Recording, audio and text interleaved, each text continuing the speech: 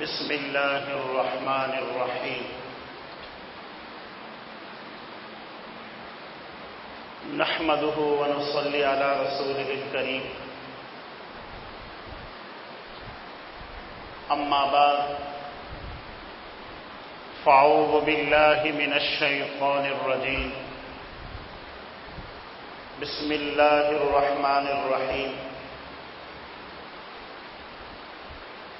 لقد من الله على المؤمنين إذ بعث فيهم رسولا من أنفسهم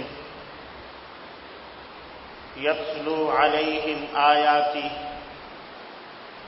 ويزكيهم ويعلمهم الكتاب والحكمة وإن كانوا من قبل لفي ضلال مبين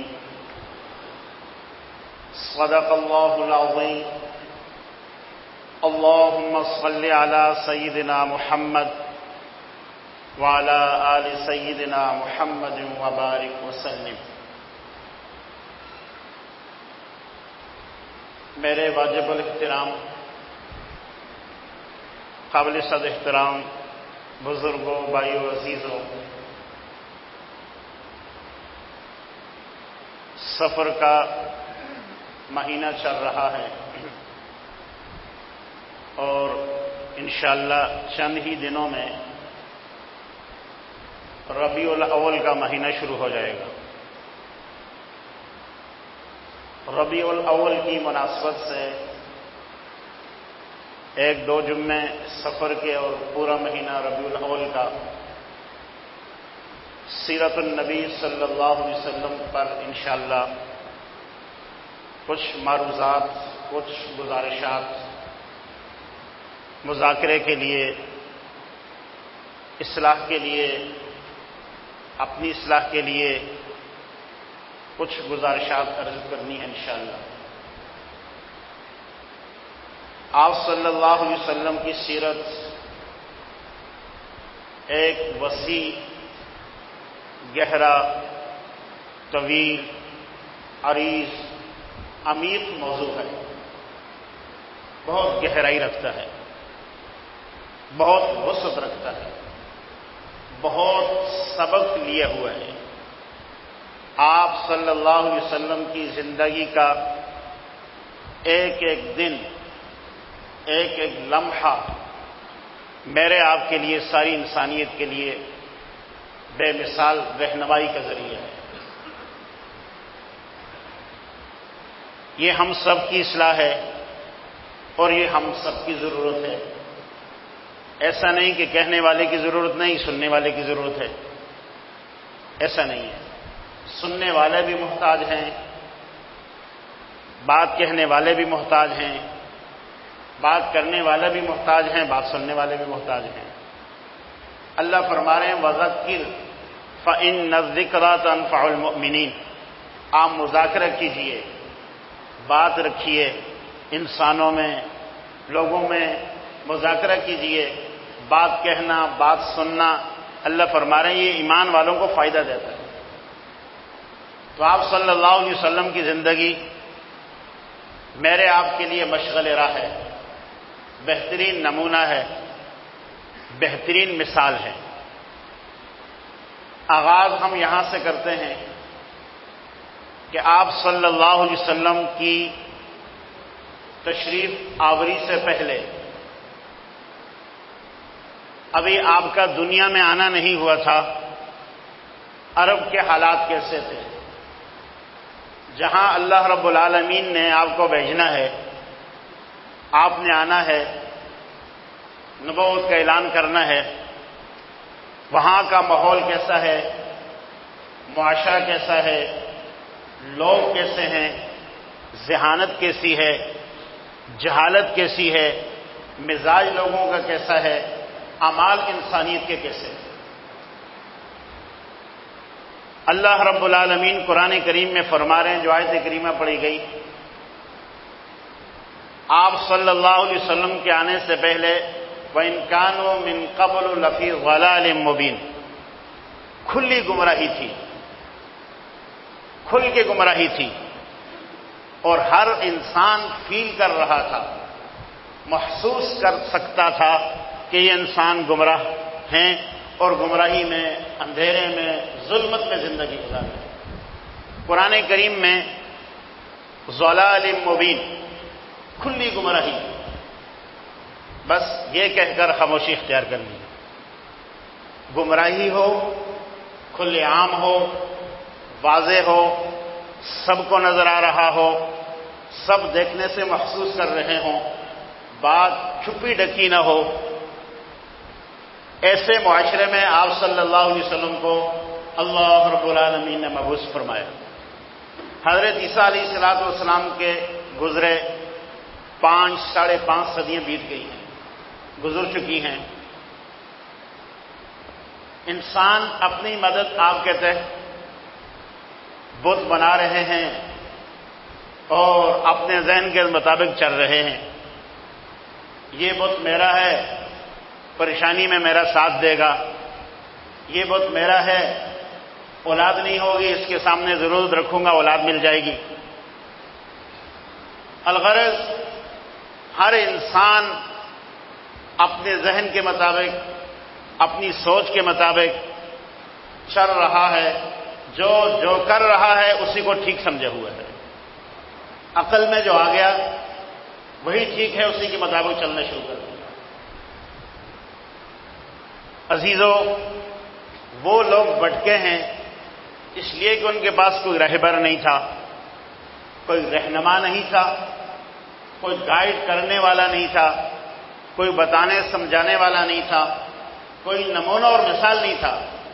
مگر آج کے انسان اگر بھٹک جائے، اندھیروں میں چلا جائے، دکھ ہوگا نہیں ہوگا، پریشانی اس سے بڑھ کر ہوگی یا نہیں ہوگی؟ اس لیے کہ سیرت ہے، آپ کی مبارک زندگی ہے اور قرآن کریم جیسی بے مثال کتاب ہے، پھر بھی آج کے انسان بھٹک جائے، اپنے عقل سے ایک چیز طے کر کے اس کے مطابق چلنا شروع کر دے، تو یہ تو اس سے بھی کہیں زیادہ دور کی گمراہی ہوگی۔ آپ صلی اللہ علیہ وسلم کے آنے سے پہلے لوگوں نے بت بتائے ہیں، بت بنائے ہیں، وہاں جا کر جیسے ہم مسجد میں آ کر بیٹھتے ہیں، عبادت کرتے ہیں، رونا دھونا کرتے ہیں، دعا التجا کرتے ہیں، بت بنا کے رکھے ہیں، وہاں جا کر بت خانے میں بیٹھے ہیں، کیا کہتے ہیں؟ ما نعبدهم الا ليقربونا الى اللہ۔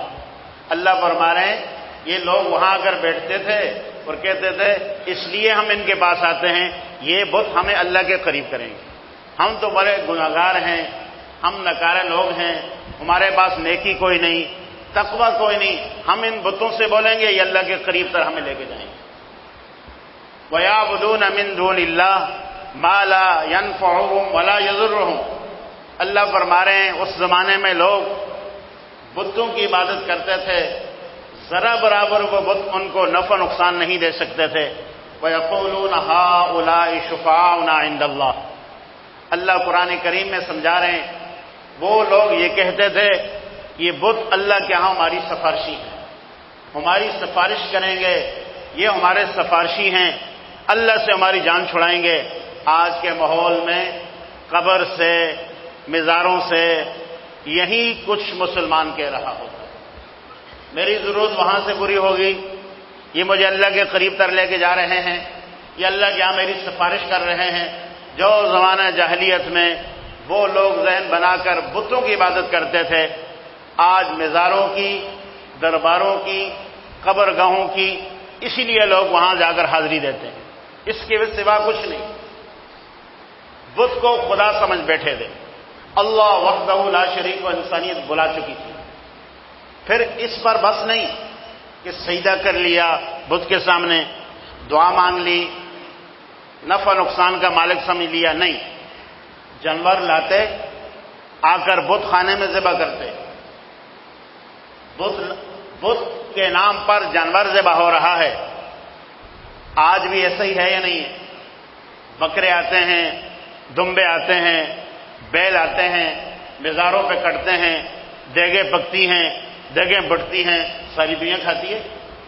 یہ کیا ہو رہا ہے؟ یہاں سے ہماری حاجتیں پوری ہو رہی ہیں، اور وہ جانور جن کو مشرکین مکہ، عرب کا مشرک بت کے نام پہ ذبح کرتا تھا، قرآن کریم نے ان جانوروں کے نام بھی بتائے ہیں، بحیرہ، سائبہ، وسیلہ، حام۔ یہ ان جانوروں کے نام تھے جن کو بت کے نام کر دیا۔ یہ پیر صاحب کا جانور ہے، اس کا دودھ کوئی نہیں پیے گا، اس پہ سواری کوئی نہیں کرے گا، اس کو ذبح کر کے کھا کوئی نہیں سکتا۔ کیوں جی؟ اس لیے کہ یہ پیر صاحب کا جانور ہے، یہ تو میں نے ان کے نام کر دیا ہے، بس یہ ان کے نام ہے، اس کو کوئی دوسرا آدمی ہاتھ نہیں لگا سکتا۔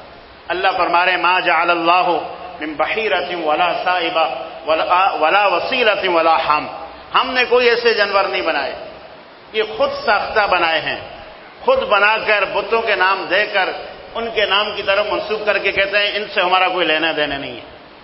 عزیزو، اس زمانے میں یہ ہو رہا تھا جب جہالت تھی، بتانا سمجھانے والا کوئی نہیں تھا، جب دعوت ایمان نہیں تھا۔ آج تو سب کچھ ہے، مگر جہالت کی حد ہے، پھر بھی کھلی گمراہی ہے، پھر بھی انسان وہی کچھ کر رہا ہے، اللہ کو چھوڑ کر کے نہ جانے ہمارے مسلمان کہاں کہاں دھکے کھا رہے ہیں۔ یہ اس وقت کا نظریہ تھا، اس وقت کا عقیدہ تھا، اور پھر عقیدے کا اتنا کمزور کہ نفع یہ دے گا، نقصان یہ دے گا، زندگی یہاں سے ملے گی، موت یہاں سے ملے گی، اور مسائل یہاں سے حل ہوں گے۔ اللہ بچائے۔ عزیزوں، یہ اللہ رب العالمین فرما رہے ہیں ان اللہ لا یغفر ان یشرک بہ ویغفر ما دون ذلک لمن یشاء، شرک کو میں معاف نہیں کروں گا، مشرک کی کوئی معافی نہیں ہے، ویغفر ما دون ذلک لمن یشاء، اس کے علاوہ جس کو میں چاہوں معاف کر سکتا ہوں۔ یہ بہت بڑا جرم ہے۔ مزید جو خرابیاں وہاں تھی، ان میں سے خرابی بے حیائی عروج پر تھی، بے حیائی عروج پر تھی۔ کیا بے حیائی تھی؟ انسان زبان سے کہتے ہوئے شرما جائے، انسان بات کرتے ہوئے شرما جائے، مگر قرآن کریم نے اس زمانے کی بے حیائی کو کھولا ہے تاکہ اس زمانے کی بے حیائی میں لوگ کہیں گمراہ نہ ہو جائیں۔ کیا کرتے تھے؟ بیت اللہ میں آتے تھے، اللہ کا گھر ہے، بیت اللہ اللہ کا گھر ہے، سارے مسلمانوں کا مرکز ہے، آتے ہی لباس اتار کر ننگا بیت اللہ کا طواف کرتے تھے۔ انسان کے سامنے ننگا نہیں آ سکتا۔ جہالت کی، بے حیائی کی، بے دینی کی، عقل مرنے کی حد ہو گئی ہے۔ انسان بیت اللہ آتے ہی لباس اتار کر بیت اللہ کا ننگا طواف کر رہا ہے، اور اللہ رب العالمین نے آیات نازل فرما دی، یا بنی آدم، اے انسانوں کی اولاد، خذوا زینتکم عند کل مسجد، جب مسجد میں آؤ، اللہ کے گھر میں آؤ، عبادت کرنے آؤ، اچھا لباس پہن کے آؤ۔ بے لباس ہو کر آنا، ادھورا نامکمل لباس پہن کر آنا، اللہ فرما رہے ہیں یہ تو جاہلیت میں ہو رہا تھا۔ اس وقت لوگ، مرد، عورتیں، مرد بالکل برہنہ اور عورتیں معمولی سا لباس، خاص جسم کے حصے کو چھپا کر باقی بے لباس تھی، مسجد میں آ کر، بیت اللہ میں آ کر عبادت کرتی تھی۔ اور آج کا مسلمان مسجدوں میں سیار گاہوں کی نیت سے تفریح گاہوں، مسجدوں کو بنایا گیا۔ شاہی مسجد چلے جائیں، فیصل مسجد چلے جائیں، کراچی کی طوبہ مسجد چلے جائیں، عورتیں ہیں یا نہیں ہیں؟ نیم قریانی لباس کے ساتھ ہیں یا نہیں ہیں؟ نامکمل لباس کے ساتھ ہیں یا نہیں ہیں؟ اس زمانے کی تصویر کشی قرآن کرتا ہے۔ ننگے آتے تھے، بے لباس آتے تھے۔ آج ہم اپنے آپ کو تعلیم یافتہ کہتے ہیں، ترقی یافتہ کہتے ہیں، اور اپنے آپ کو پڑھا لکھا کہتے ہیں، اس کے باوجود بھی مسجد میں وہی کچھ ہو رہا ہے جو اس زمانے میں ہو رہا تھا۔ آدھا لباس ہے عورتوں کا، مسجد خیر کی جگہ ہے، بھلا مسجد تفریح کی جگہ ہے؟ مسجد تو اللہ کا گھر ہے۔ وَأَنَّ الْمَسَاجِدَ لِلَّهِ فَلَا تَدْعُوا مَعَ اللَّهِ أَحَدًا، مسجدیں تو اللہ کی ہیں، یہاں تو اللہ کو منانے کے لیے آیا جاتا ہے، یہاں تو اللہ سے لو لگانے کے لیے آیا جاتا ہے، اور مسجدوں کو آج کا مسلمان سیر گاہ بنا کر، تفریح گاہ بنا کر فیملیوں کے ساتھ، بچوں کے ساتھ جاتے ہیں۔ جو بے ادبی، جو گستاخی اللہ کی گھر کی ہوتی ہے، الامان والحبیث۔ یہ اس زمانے کی جہالت تھی، اس زمانے کی بے حیائی تھی۔ قرآن کریم نے اللہ نے پابندی لگا دی، وَقَرْنَ فِي بُيُوتِكُنَّ وَلَا تَبَرَّجْنَ تَبَرُّجَ الْجَاهِلِيَّةِ الْأُولَىٰ۔ اے مسلمان عورتوں، تم زمانہ جاہلیت کی عورتوں کی طرح بے لباس ہو کر اور آدھا لباس پہن کر گھروں سے باہر مت نکلو۔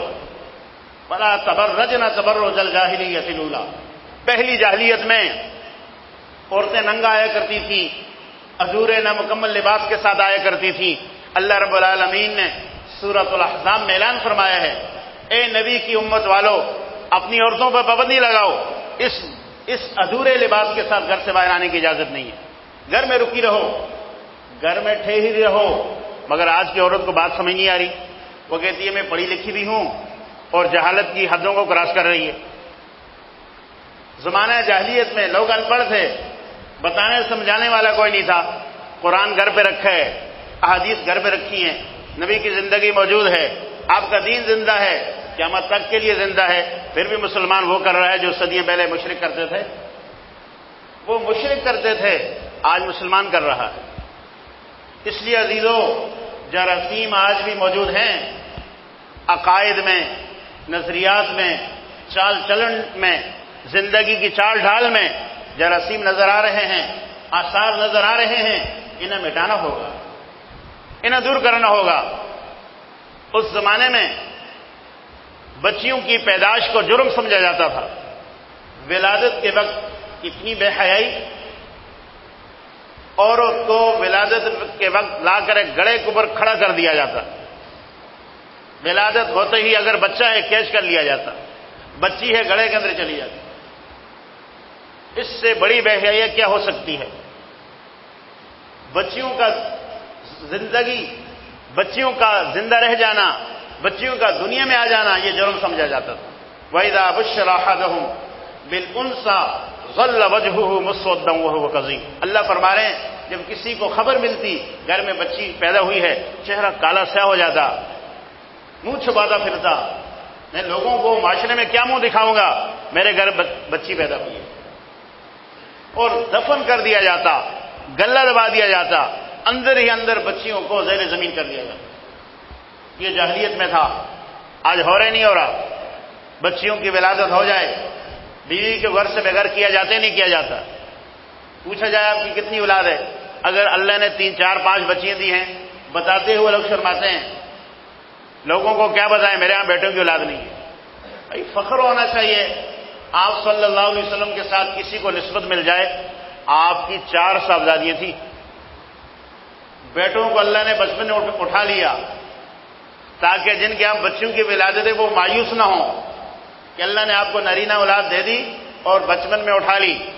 آپ کی 4 صاحبزادیاں تھیں، چاروں کا نکاح کیے، اولاد ہوئی، امت کو سکھایا جس گھر میں بچیوں کی ولادت ہو تمہیں مبارک ہو، تمہاری مشابہت تو محمد رسول اللہ صلی اللہ علیہ وسلم کے ساتھ ہو رہی ہے۔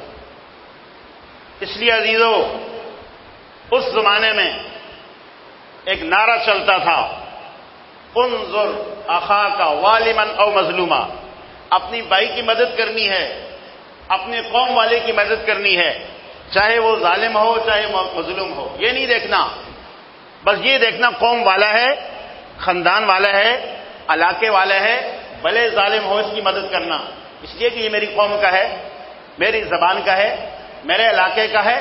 دوسرا بھلے مظلوم ہے، مجھے ظالم کا ساتھ دینا اس لیے کہ یہ میری پارٹی کا ہے۔ تعصب تھا، قوم پرستی تھی، لسانیت تھی، اور لسانیت کا نعرہ تھا۔ وہ نعرہ آج تک زندہ ہے، اور امت مسلمہ کو ان جراثیم نے تقسیم در تقسیم میں تقسیم کر دیا۔ انما المؤمنون اخوہ، اللہ رب العالمین آیات نازل فرما رہے ہیں، اے مسلمانوں، اے ایمان والو، تم مسلمان ہو، تم بھائی ہو۔ جس قوم سے ہو، جس زبان سے ہو، جس علاقے سے ہو، جس ملک میں رہنے والے ہو، جس نے میرا کلمہ پڑھا ہے، محمد رسول اللہ صلی اللہ علیہ وسلم کی غلامی میں آیا ہے، وہ سب بھائی ہیں۔ یا ایھا الناس، اے لوگو، انا خلقناکم من ذکر و انثی وجعلناکم شعوبا وقبائل لتعارفوا، تمہارے اندر قبائل بنائے، علاقے بنائے، زبانیں بنائیں، جگہ تقسیم کی، ملک تقسیم کیے، صوبے تقسیم کیے، زبانیں مختلف پیدا کی، لتعارفوا، پہچان کے لیے، یہ فلاں زبان والا ہے، یہ فلاں قوم والا ہے، یہ فلاں علاقے والا ہے، یہ لڑنے جھگڑنے کے لیے نہیں۔ اے لوگو، تمہیں ایک اماں سے، تمہیں ایک ابا سے پیدا کیا ہے، حضرت آدم و حوا کی اولاد ہو، تمہیں یاد رکھنا چاہیے تم بھائی ہو۔ عزیزو، اس زمانے میں یہ نعرہ تھا، اور آج بھی یہ جراثیم موجود ہیں۔ چھوٹے چھوٹے بچوں کو دیکھیں، بڑوں کی تو کیا بات ہے، بچے بھی کہتے ہیں اچھا وہ فلاں میں فلاں۔ یہ بچے کہاں سے سیکھتے ہیں؟ بچوں کی زبان پہ جو الفاظ آ رہے ہیں، یہ کہاں سے تربیت ہوئی؟ یہ بول کہاں سے سیکھے؟ اس لیے عزیزو، ہم سب بھائی ہیں۔ کلمہ جس نے پڑھا ہے وہ بھائی ہے۔ اتفاق کی شکلیں ہوں، اختلاف سے اللہ کی مدد کبھی نہیں آ سکتی۔ اللہ کے نبی صلی اللہ علیہ وسلم نے اتفاق سکھایا ہے، اتحاد سکھایا ہے، اس سے دل جڑتے ہیں، اللہ کی مدد آتی ہے، اور اللہ رب العالمین اپنے خیر کے فیصلے نازل کرتے ہیں۔ اس زمانے میں لوگ اپنی تقدیر معلوم کرنے کے لیے میری شادی کہاں ہوگی، میرا رشتہ کہاں ہوگا، کتنی اولاد ہوگی، کیا ہوگا، آج بھی لوگ نجومی کے پاس جاتے ہیں، کہانوں کے پاس جاتے ہیں۔ اس زمانے میں یہ رواج بہت تھا۔ ہاتھ کی لکیریں دیکھی جاتی ہیں، اور نہ جانے کیا کیا حسابات کیے جاتے ہیں۔ من قدر خیرہ و شرہ من اللہ تعالی، اچھی تقدیر، بری تقدیر، اچھا فیصلہ، برا فیصلہ، اچھے حالات، برے حالات، وہ تو رب العالمین کی طرف سے آتے ہیں۔ اس وقت لوگ جا کر معلوم کرتے تھے، فلاں نے یوں کہہ دیا، بس یہ ہونے والا ہے، فلاں نے کہہ دیا تھا، آپ انتظار میں ہو کر رہے گا۔ یہ اس زمانے میں ہوتا تھا۔ ہمیں ایسی چیزوں سے اپنے آپ کو بچانا چاہیے۔ بدشگونی تھی، لوگ سامنے کوئی چیز آ جاتی، کہتے یہ چیز نحوست والی ہے، جیسے الو گھر میں بیٹھ گیا، بلی سامنے آ گئی۔ اس زمانے میں عورت کو، بعض عورتوں کو لوگ معاشرے میں منحوس سمجھتے تھے۔ آج بھی اگر گھر میں عورت بیاہ کر ہم اپنی اولاد کے لیے لاتے ہیں، اگر اس کے آنے کے بعد حالات تنگ ہو جائیں، کہتے ہیں اس عورت کی نحوست ہے۔ یہ زمانہ جاہلیت کے جراثیم۔ عورت منحوس ہے، دن منحوس ہے، مہینہ منحوس ہے، سال منحوس ہے، یہ گھر منحوس ہے۔ یہ اس زمانے میں عام لوگوں کے اندر یہ باتیں چلتی تھیں۔ عزیزو، کوئی منحوس نہیں ہے، انسان کی گناہ منحوس ہیں، انسان کی بدعمالیاں یہ سب سے زیادہ نحوست والی ہیں۔ جو ہم دن رات گناہ کر رہے ہیں، جو اللہ کو ناراض کر رہے ہیں، اس سے بڑھ کر نحوست کیا ہو سکتی ہے؟ اس سے بڑھ کر ہلاکت کی چیز اور کیا سکتی ہے؟ اس لیے عزیزو، اللہ رب العالمین فرما رہے ہیں، لقد من اللہ علی المؤمنین، ہم نے ایمان والوں پر احسان کیا، کرم کیا، ان میں سے ایک رسول بھیجا، نبی بھیجے، یتلو علیہم آیاتہ، وہ نبی آ کر امت کو قرآن سناتا ہے، تزکیہ نفس کرتا ہے، اخلاق کو سنوارتا ہے، اور اخلاق کے اندر بہتری لاتا ہے، اور کتاب پڑھ کے سناتا ہے۔ وَيُعَلِّمُهُمُ الْكِتَابَ وَالْحِكْمَةَ، قرآن سمجھایا، احادیث سمجھائیں۔ اللہ فرما رہے ہیں، ہم نے اے انسانوں آپ پر احسان کیا ہے۔ اللہ نے کتنی نعمتیں دے رکھی ہیں، کسی پر اللہ نے احسان نہیں جتلایا۔ ایک نعمت محمد الرسول اللہ صلی اللہ علیہ وسلم کی ہے، اللہ دے کر فرما رہے ہیں یاد رکھو یہ احسان ہے، اسے بلانا نہیں ہے، اسے یاد رکھنا ہے، اس کی زندگی کو لے کر چلنا ہے، ان کی زندگی سے زندگی میچ کرے گی۔ اللہ فرما رہے ہیں تم کامیاب ہو جاؤ گے۔ اگر رسول اللہ آ گئے مگر تمہاری زندگی نہیں سنوری، تمہارے حالات نہیں بدلے، تمہارے رسم و رواج نہیں بدلے، پھر تم ناکام ہو جاؤ گے، اور اس سے بڑی ناکامی ہے جو کفار مشرکین کی ہوئی، اس لیے کہ ان کے پاس قرآن نہیں تھا، شریعت نہیں تھی، رسول اللہ نہیں تھے۔ اب سب کچھ ہو کر بھی انسان ناکام ہو جائے، اس سے بڑھ کر کوئی ناکامی نہیں ہو سکتی۔ اس لیے عزیزو، آپ صلی اللہ علیہ وسلم کی زندگی کے قریب آنا، آپ کی زندگی کو اپنانا، یہ مومن کے لیے سب سے بڑی کامیابی ہے۔ اللہ رب العالمین ان گزارشات پر عمل کرنے کی توفیق نصیب فرمائے۔ وآخر دعوانا ان الحمد للہ رب العالمین۔